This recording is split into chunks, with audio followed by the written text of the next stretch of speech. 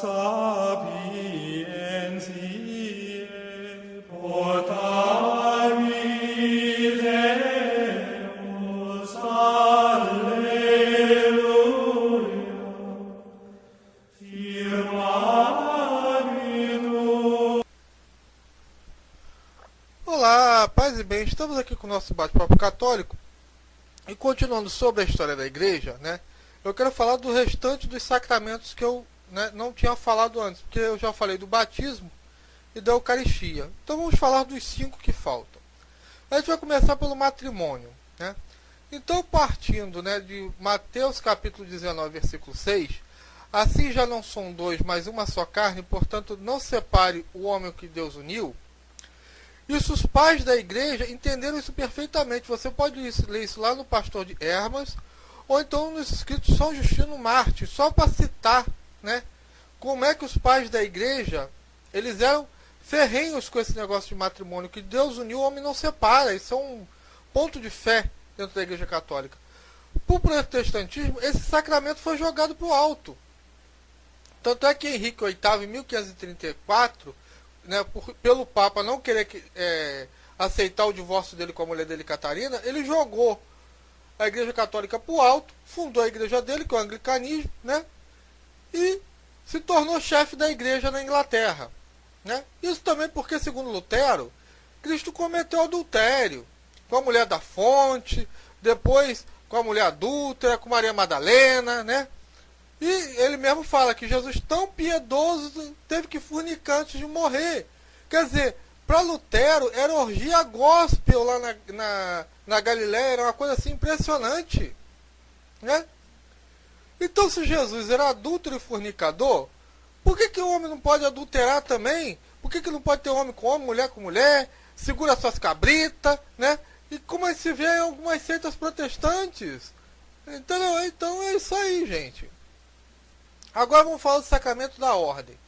Santo Inácio de Antioquia, se vocês lerem os textos aqui que ele escreve, como muitos outros pais da igreja, eles falam dessa realidade, dos bispos, dos padres, dos diáconos, E os católicos sabem desde o princípio, que a igreja tem os bispos para pastorear e a realidade dos sacerdotes.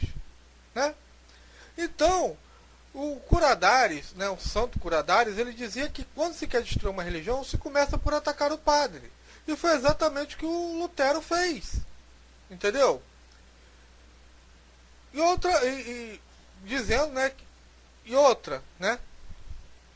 o São Pio X, ele dizia também que para fazer reinar Jesus no mundo, nada mais é necessário que um clero santo, que seja com o exemplo, com as palavras e com a ciência, guia dos fiéis.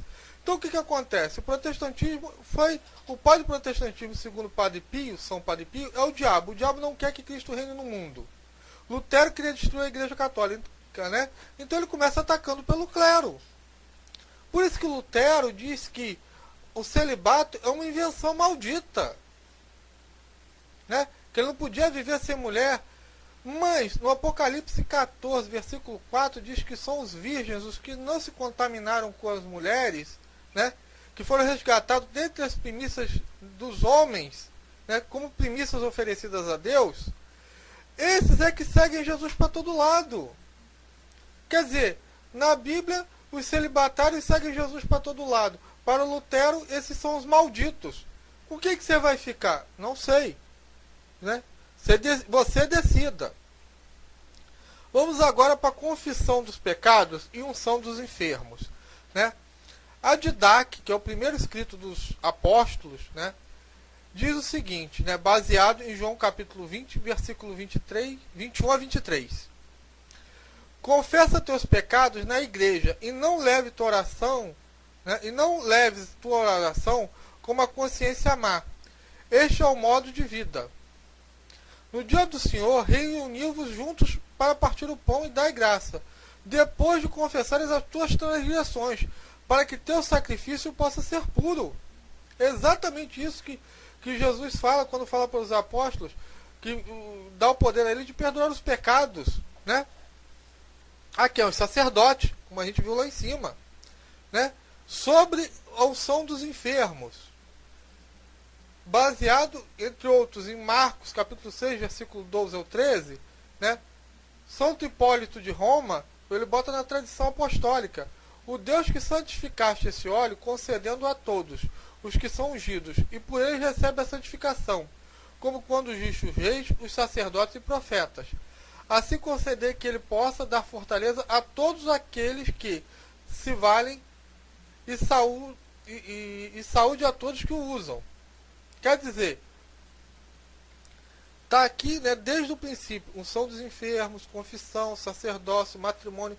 Só que o protestantismo, ele jogou também a unção dos enfermos e a confissão para o alto, né? Aboliu esse sacramento, porque Lutero mandava pecar em nome de Jesus. Olha que legal! Ele dizia que quanto mais a pessoa pecasse, mais provável que confiava no perdão de Deus.